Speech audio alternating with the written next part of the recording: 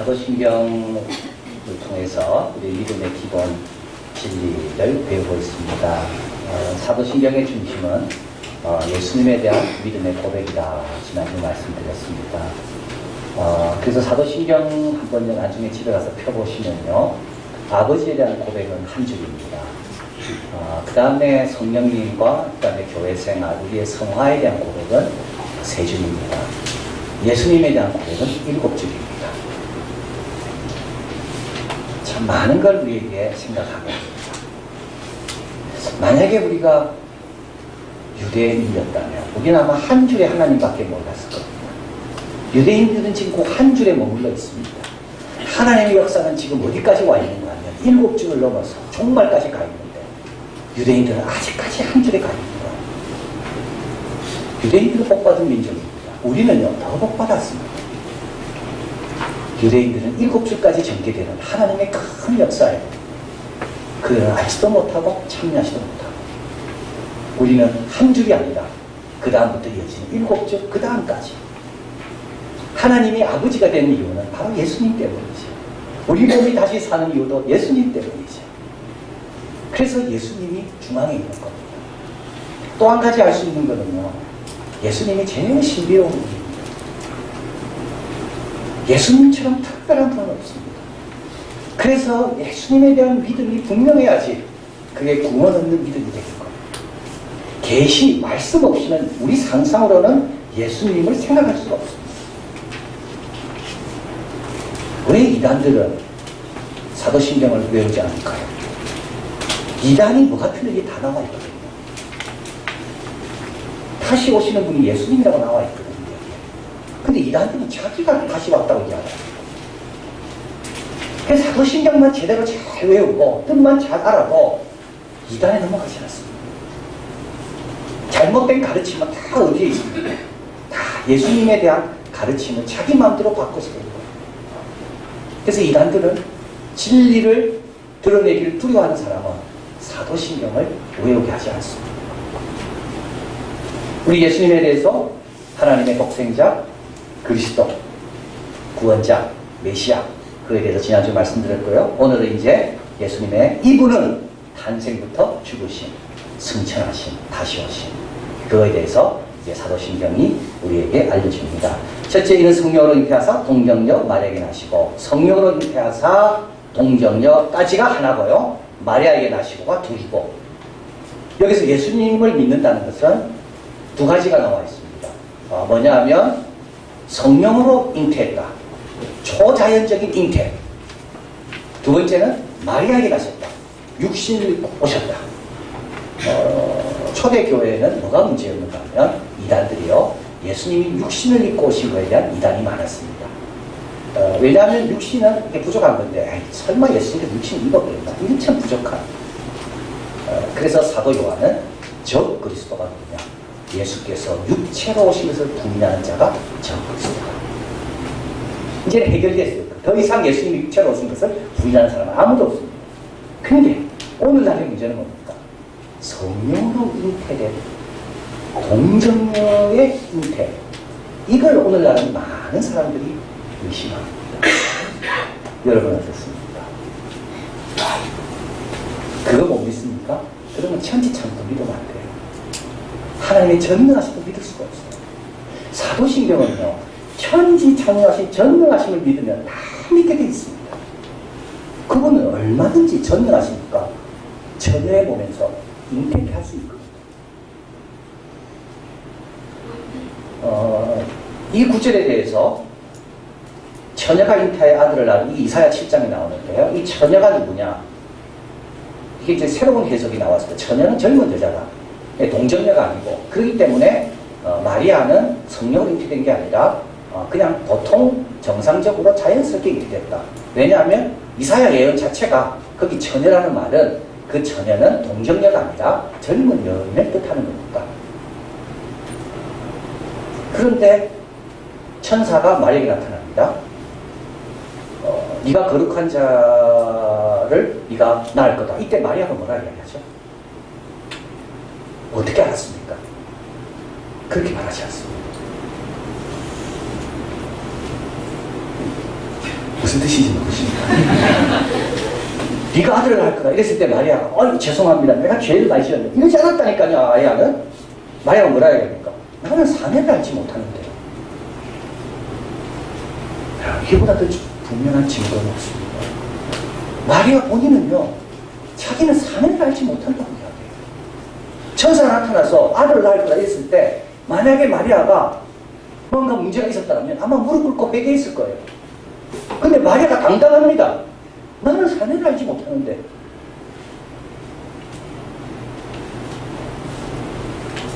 주의 계시적 영이 말씀대로 되리라. 사도신경에 등장하는 두 사람이 딱 있습니다. 마리아와 본디오이라고. 왜 두 사람이 등장할까요? 역사적인 사실이기 때문에 등장하는 겁니다. 자, 우리 예수님께서 동정녀 성령으로 잉태되시고 나셨다는 게 왜 중요한가? 왜 그걸 믿어야 되는가? 마리아의 증언뿐만 아니라 더 중요한 게 있습니다. 고린도전서 15장 45절 같이 읽어봅니다. 기록된 바 첫사람 아담은 산영이 되었다는 것 같이 마지막 아담은 살려지는 영이 되었다니. 15장 20절 있습니다. 아담 안에서 모든 사람이 죽은 것 같이 그리스도 안에서 모든 사람이 삶을 얻는다. 자, 우리 예수님은 제2의 아담입니다. 그래서 첫 번째 아담이 있습니다. 이 사람은 산영이고 이 사람 안에서 우리는 다 죽게 되어 있습니다.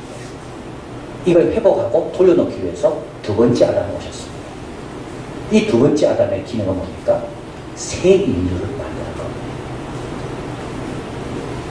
새 인류를 만들려면 어떻게 되죠? 아담과 비슷해야 돼요. 어떤 sen에서요? 조상이 돼요. 아담 위에는 없습니다. 예수님 위에는 없는 겁니다. 그래서 예수님은 성령으로 되고 싶어요. 이걸 못 믿으면 예수님은 아담의 후손이고 그분의 죽으심과 그분의 부활 아무 의미가 없는 겁니다. 예수님은 새로운 아담으로 오신 분이에요. 마치 첫 번째 아담, 흙으로 빚어지고 말씀으로 빚어진 것처럼 부모로부터 온 게 아닌 것처럼 예수님은 그 근본과 그 씨가 아담과는 다른 성령으로 잉태되셨다는 겁니다. 자, 그래서 우리 예수님의 삶은 너무나 특별합니다. 하나님의 아들로 오신 분이기 때문에. 그리고 우리 하나님은 전능하십니다. 이 두 가지 측면에서 보면 성령으로 잉태되신 것은 지극히 이성적이고 합리적인 겁니다. 특별한 분의 탄생은 특별할 수 없게 됩니다. 전능하신 분은 뭐든지 할 수 있는 분이죠. 자, 그래서 우리가 예수님을 믿습니다. 성령으로 잉태하사 동정녀 마리아에게 나시고, 그리고 사도신경은 바로 이어서 십자가로 옮겨갑니다. 여기에 예수님께서 태어나시고 어떻게 자라시고 어떤 일을 하셨고 제자를 키우고 이런 거는 하나도 안 나옵니다. 바로 고난, 십자가로 이어집니다. 그래서 마리아의 배에서 바로 어디로 갑니까? 십자가, 고난의 자리로 옮겨갑니다. 왜 그럴까요? 여러분, 십자가라는 게 뭡니까? 사형틀입니다.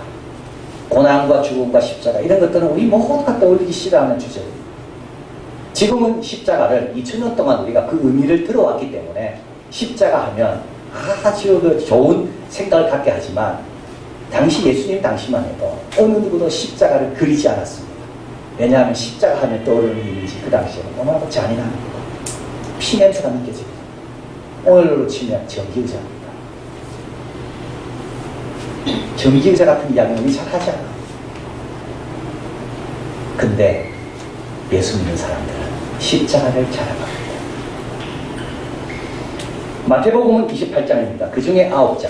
마가복음 16장입니다. 그 중에 6장. 누가복음 24장. 그 중에 6장. 요한복음 21장. 그 중에 9장. 다 더하면 복음서 89장 가운데 30장, 30장이 예수님이 십자가를 지는 고난주간 일주일 동안을 다루고 있습니다. 예수님의 고난을 다루는 게 아니라요. 예수님의 고난의 일주일. 그거를 89장 가운데 30장이 다루고 있습니다.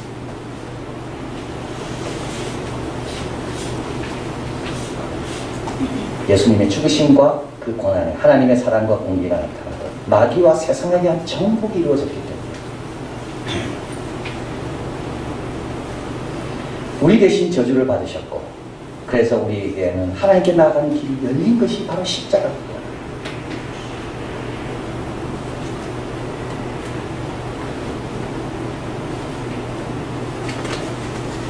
예수님은 십자가에 달려 고난받으사 십자가에 죽으시고, 우리 한글 고백에는 빠져 있습니다. 영어에는 있습니다. 그 다음에 뭐가 나오냐면 음부로 내려가셨다. 그래서 여러분 그 찬송가 앞에 사도신경은 영어로 이렇게 관료로 되어 있는데 거기 보면 돌아가시고 난 음부로 내려가셨다는 말이 있습니다. 이 음부로 내려가셨다는 말은 음부에 가서 뭐 지옥에 가서 뭐 복음을 전했다 이런 뜻이 전혀 아닙니다. 그 뜻이 아니고요. 그 뜻은 뭐냐면 모든 사람이 죽으면 가는 곳이 어디입니까? 음부입니다. 음부는 뭐죠? 죽음의 사람이 가는 곳이. 예수님도 진짜 죽었다는 걸 이야기합니다. 예수님의 죽음은 위장이 아니라 진실로 죽으셨다. 그래서 예수님의 부활은 바로 그 자리에서 부활했다. 자, 그래서 예수님의 탄생은 성령으로 잉태하사 동정녀 마리아에게 나시고 육신을 입고 태어나신 것이고, 또 예수님은 고난을 받으사 십자가에 달려 돌아가시고 사흘 만에 부활하사 그 다음에 하늘에 오르십니다. 사도신경의 유익한 점은 이제 오늘 우리가 또 깨닫게 되는데요. 예수님에 대한 전체를 다 강조하고 있기 때문에 사도신경이 유익한 점입니다. 왜냐하면 우리는 예수님의 탄생은 성탄절, 예수님의 부활은 부활절, 그거를 주로 강조하지 예수님의 승천은 잘 강조하지 않습니다. 근데 사도신경은 탄생, 죽음, 부활, 그 다음에요 승천, 하늘에 오르사. 이 하늘에 오르사는 무슨 뜻인가요? 저 높이 우주에 올라가 계시는 겁니까? 이 하늘에 오르사라는 것은 성육신 이전의 자리, 존귀함과 능력이 최고의 상태가 된 그 자리, 이 세상 우주 만물을 다스리는 그 자리, 하나님 보좌, 우편, 보좌라는 말은 다스리는 자리죠. 거기 앉으셨다는 말은 뭡니까? 다스리신다는 것. 그래서 예수님 승천과 더불어 새로운 것들이 나타나는데 그게 뭡니까? 천하 모든 것들이 예수의 이름에 무릎을 꿇는다는 게 나옵니다. 그래서 예수님이 하늘로 오르셨다는 말은 지금 통치자로 계신다, 이 뜻입니다. 누가복음과 사도행전은 적은 저자는 같습니다. 누가입니다. 그래서 사도행전과 누가복음을 처음에는 하나로 했다가 둘로 나누게 되는데요. 주제가 다르기 때문에 그렇습니다. 저자는 같습니다. 누가복음은 예수님의 지상사역, 사도행전은 예수님의 천상사역. 그래서 누가복음이 끝날 때 어떻게 끝나죠? 예수님께서 승천하신 것으로 끝납니다. 사도행전은 어떻게 시작합니까? 예수님의 승천으로 시작합니다. 예수님은 승천하셨지만 거기에서도 여전히 안전뱅이를 일으키시고 교회를 세우시고 믿는 자를 구원하시고. 자, 그래서 예수님께서 하늘로 가셨다는 말은 통치의 자리로 가셨다. 이것이 우리에게 기쁘다. 왜냐하면 예수님은 육신으로 계실 때는 통치를 받으셨거든요. 그러나 이제는 온전한 통치의 자리로 내 사랑하는 친구가 거기 계신다. 그러니까 우리에게 이 기쁜 이유입니다. 두 번째로 하늘로 가셨다는 것은 중보의 자리로 가신 것을 말합니다. 한번 읽어봅니다. 히브리서 4장 14절. 그러므로 우리에게 큰 대제사장이 있으니 승천하신 자 곧 하나님의 아들 예수라. 승천이란 말이 나오죠. 승천하신 그분이 누구라고요? 큰 대제사장입니다. 로마서 8장 34절 읽습니다. 누가 정죄하여 죽으실 뿐 아니라 다시 살아나시는 그리스도 예수시니 그는 하나님의 우편에 계신 자요 우리를 위하여 간구하신 자니라. 요한 1서 2장 6절. 누가 죄를 범하면 아버지 앞에 우리에게 대은 자가 있으니 곧 의로우신 예수 그리스도라. 예수님께서 하늘로 올라가셨다는 말은 우리 대신 중보하는 자리로, 우리 대신 간구하는 그 역할로 가셨다는 것을 이야기합니다. 스데반이 노래말을 듣습니다. 사도행전에 나옵니다. 그때 스데반이 하늘이 열리고 환상을 봅니다. 근데 보좌에 우리 예수님이 서 계십니다. 스데반은 지금 신성을 못 오겠다 그래가지고 세상 법정에서 유죄 판결을 받아서 돌에 맞아 죽습니다. 근데 하늘의 법정이 보이는 거예요. 하늘의 법정은 예수님이 서 계세요. 서 있다는 말은 뭡니까? 여러분, 법정에서 서 있는 사람은 누굽니까? 판사가 아닙니다. 법정에서 서 있는 사람은 변호사입니다. 그래서 우리 예수님은 하늘에서 앉아서 다스리고, 우리를 위해서는 서서 우리를 위해 중보하시고, 그게 하늘로 오르셨다는 겁니다. 그래서 제자들 보고 이야기합니다. 내가 떠나가는 것이 너희에게 유익이다. 내가 떠나가는 것이 너희에게 유익이다. 오늘 제자들이 기뻐합니다. 예수님께서 지금도 나를 위해 중보하고 계시겠구나. 마지막으로 하늘로 올라가셨다는 것은 우리 역시 그곳으로 간다는 말입니다. 에베소서 2장 4절 6절 한번 읽어봅니다. 긍휼이 풍성하신 하나님이 우리를 사랑하신 그 큰 사랑을 인하여 허물로 죽은 우리를 그리스도와 함께 살리셨고 너희는 은혜로 구원을 받은 것이라 또 함께 일으키사 그리스도 예수 안에서 함께 하늘에 앉으시니, 이게 세 개가 나오죠. 살리시고 일으키시고 앉으시고. 근데 이게 누굽니까? 예수님이 아니라 우리입니다. 우리가 어디에 앉아 있습니까? 예수님과 함께 하늘에 앉아 있습니다. 이게 너무나 중요한 내용입니다. 이게 바로 연합의 원리입니다. 예수님이 내 안에, 내가 예수님 안에. 그래서 우리가 어디 있습니까? 이곳에 예수님이 계실 뿐만 아니라 예수님이 계신 그곳에 나도 있는 겁니다. 여러분이 찬송 부를 때 주님 다시 오실 때까지 우리가 커져가는 것을 느낍니다. 원래 우리는 큰 사람들이에요. 원래 우리는 온 우주를 축복이 될 사람이에요. 원래 우리는 예수님처럼 높은 곳에서 이 땅을 바라보며, 이 민족을 바라보며, 우리 학교를 바라보며, 이 서울시를 바라보며 축복해야 될 사람들이에요, 우리가. 근데 우리는 너무 낮게 살아가요. 똑같이 경쟁하고 똑같이 살아가요. 언제 우리가 은혜 받고 새로워가지고 정신을 차립니까? 주님 다시 오실 때까지 나는 이 길을 간다. 우리 주님 온 세상의 구주다. 이런 찬송을 부르면요, 우리가 커집니다. 왠지 아십니까? 원래 그게 우리의 모습이니까.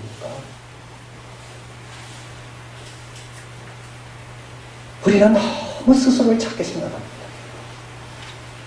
하나님께서 우리를 일으키시고 구원하시고 승천하게 해서 예수님 올라갈 때 같이 올라가서 예수님 있는 그곳에 세우셨는데, 왕같은 제사장인데 우리는 뭘 먹을까 뭘 입을까 똑같이 고민하는, 말과 달려야 될 사람들인데 우리는 보행자와 동주하면서 힘들다고 불평하는,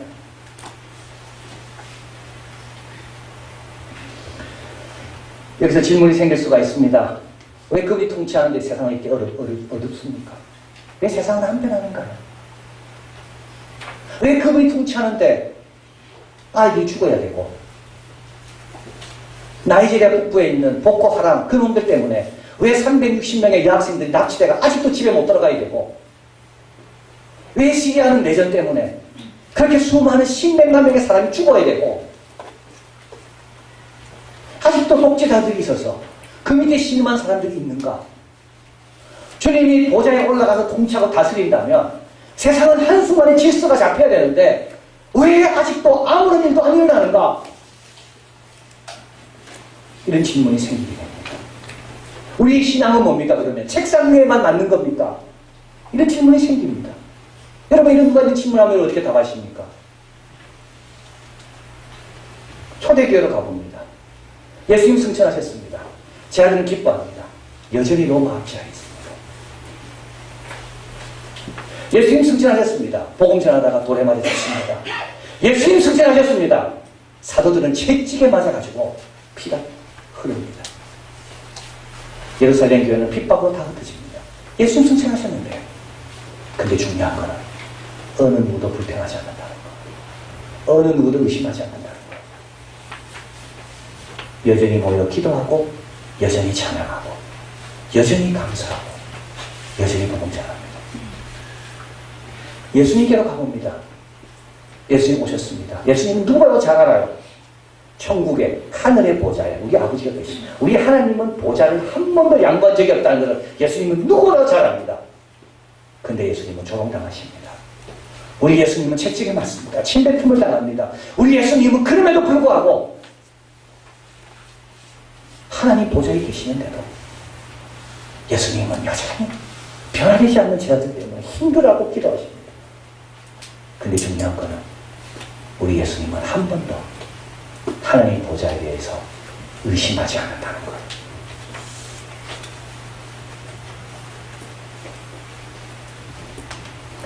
오직 의인은 뭐로 산다고요? 믿음으로 사는 거예요. 뭘 믿습니까? 하나님이 통치하신다는 믿는 것을 보는 게 아니라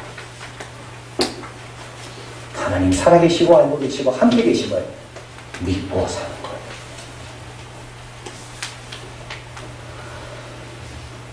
고린도전서 4장 5절 앞에 있습니다. 같이 있습니다. 그러므로 때가 이르기 전 곧 주께서 오시기까지 아무것도 판단치 말라. 아무것도 판단치 말라. 무지한 말로 이치를 어둡게 하는 자가 누구냐? 내가 땅에 기초를 놓을 때 네가 있었느냐? 네가 공중에 날아가는 새 먹이를 위해서 네가 한 번이라도 신경 쓴 적이 있냐? 지구가 1년 주기가 정확하게 도는데 이 모든 도는 것들을 주관하고 있는 그 신비한 힘에 대해서 너는 한마디도 말할 수가 있냐?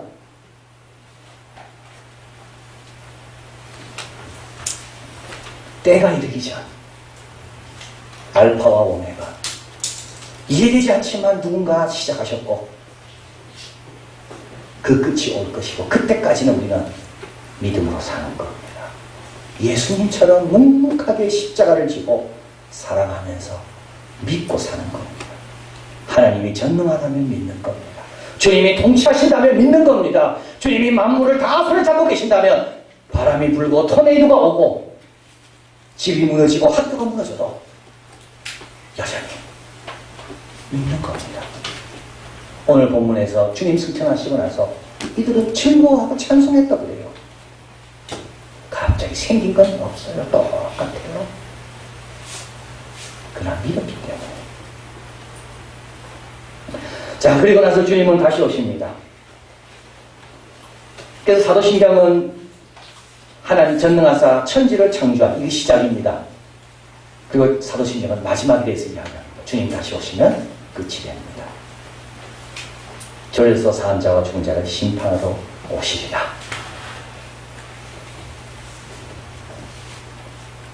과거형은 나시고 죽으시고 하늘에 오르신 것. 현재형은 하나님 우편에 앉아 계신 것. 미래형은 심판하러 오시리라. 심판은 뭐죠? 심판은 모든 것이 드러나는 게 심판입니다. 모든 것이 드러나는 판결도 드러나는 게 심판입니다. 지옥과 천국이 온전하게 드러나는 게 심판입니다. 양과 염소가 다 온전하게 드러나는 게 심판입니다. 주님의 말씀대로 이루어지는 것, 온전하게 드러나는 게 심판입니다. 심판에는 두 가지가 드러납니다. 특별히 두 가지. 하나는 예수님이 온전하게 드러납니다. 요한계시록 1장 7절 구름 타고 오시니 각인의 눈이 그를 보겠고 그를 찌른 자도 볼 터여 땅에 있는 모든 족속이 그를 인하여 애곡하리니 그러하리라. 아멘. 이들은 누구였습니까? 이들은 그동안 예수님 안 봤어요. 근데 예수님 다시 오시면 안 볼 수가 없어요. 여러분 지금 어디 보고 있습니까? 여러분이 중독인지 아닌지 알 수 있는 건 여러분이 깨서 제일 먼저 하는 게 이게 중독이라고 합니다. 여러분 제일 먼저 깨서 뭐 합니까? 제일 먼저 깨서 핸드폰에서 뭐 체크합니까? 그게 중독이에요. 페이스북, 카톡 다 중독이에요. 깨서 기도합니까? 그거 중독이에요. 예수님께 중독이에요. 근데 주님 오시면 카톡 안 봐요. 페이스북 안 봅니다. 땅 안 봅니다. 직장 안 보고 남도 안 보입니다. 주님의 영광이 너무 크기 때문에 주님밖에 안 보여요. 지금부터 봐야 돼.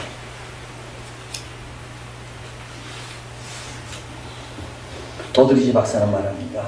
아무리 바쁘거나 허탄한 눈이라도 이전에 어떤 일을 하고 있었다 할지라도 어떤 즐거움에 빠져 있었다 할지라도 모두가 다 그분을 바라보게 될 것이다. 복되신 예수여, 우리가 더 이상 눈물 흘린 눈으로 주님을 바라보지 않기를. 복되신 예수여, 그 장면을 보고 절대 두려워하지 않기를. 이게 심판입니다. 또 한 가지는 분명히 드러나는 게 우리가 분명히 드러납니다. 고린도서 3장 4절 우리의 생명이신 그리스도께서 나타나실 때 너희도 그와 함께 영광 중에 나타나리라. 요한일서 3장 2절 같이 읽어봅니다. 그가 나타나심이 되면 우리와 그와 같을 줄 아는 것은 그에 계신 그대로 볼 것을 인합니다. 지금은 이렇지만 그때는 예수님과 같아지는 겁니다.